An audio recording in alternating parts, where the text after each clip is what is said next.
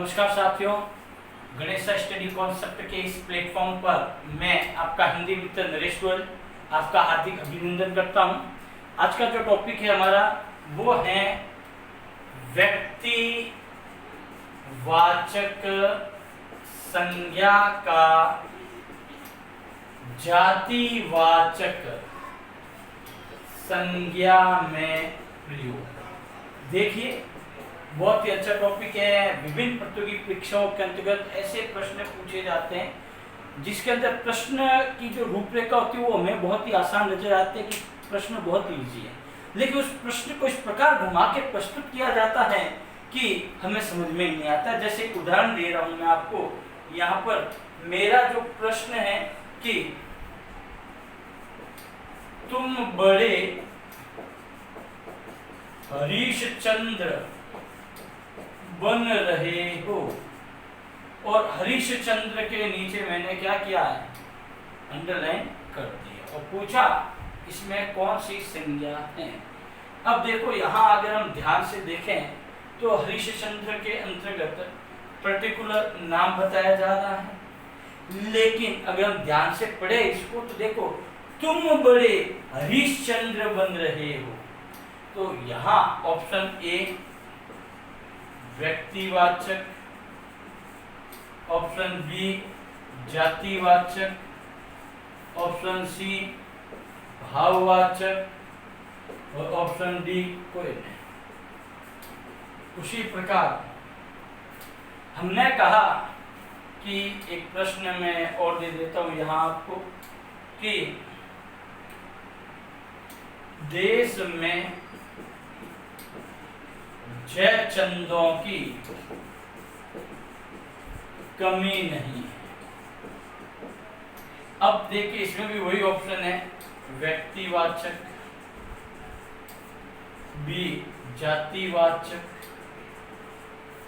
सी भाववाचक और डी उक्त में से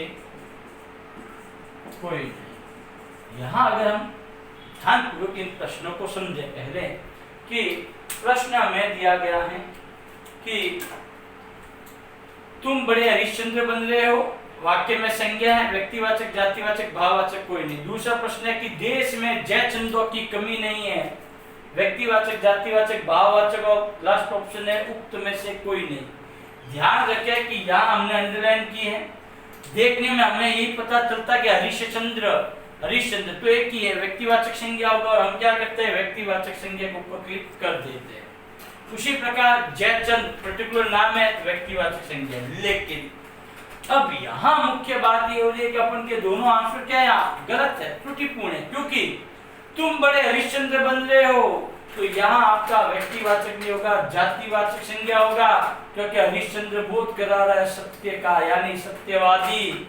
जयचंद ये भी होगा क्या, जातिवाचक संज्ञा, क्योंकि जयचंद किसके लिए प्रयुक्त हुआ है, धोखेबाज के लिए।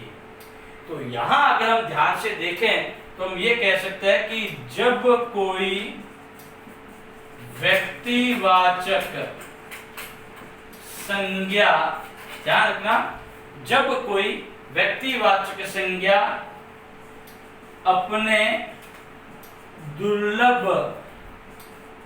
गुणों का प्रतिनिधित्व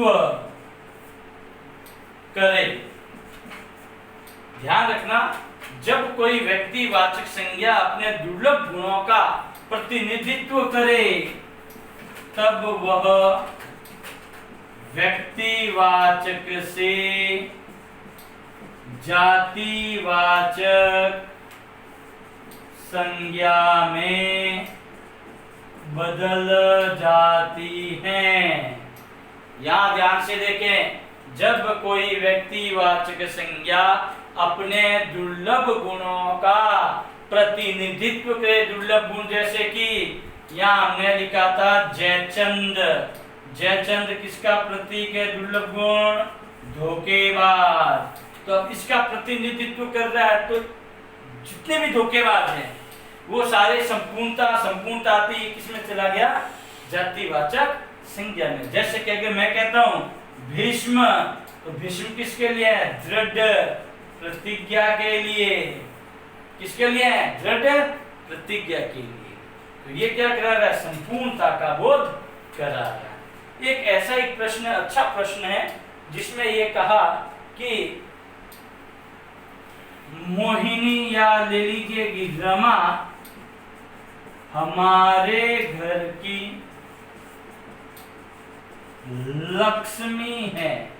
लक्ष्मी के नीचे क्या क्या मैं रेखांकित कर दिया, और प्रश्न सिंपल सा पूछा आपको कि रेखांकित शब्द में संज्ञा है, व्यक्तिवाचक, जातिवाचक, भाववाचक या कोई नहीं। अब लक्ष्मी एक सामान्य औसत अगर स्तर की बात करें तो लक्ष्मी, सर लक्ष्मी तो एक ही है, निश्चित है व्यक्तिवाचक संज्ञा, लेकिन यहाँ क्या है? लक्ष्मी के गुणों के लिए बताया गया, किसके लिए? रमा के लिए। तो यहाँ क्या होगा आपका? जातिवाचक संज्ञा। इसलिए इस पॉइंट का नाम क्या था? व्यक्तिवाचक संज्ञा का जातिवाचक संज्ञा में प्रयोग। तो ये हमारा टॉपिक यहाँ होता है व्यक्तिवाचक से जातिवाचक। धन्यवाद।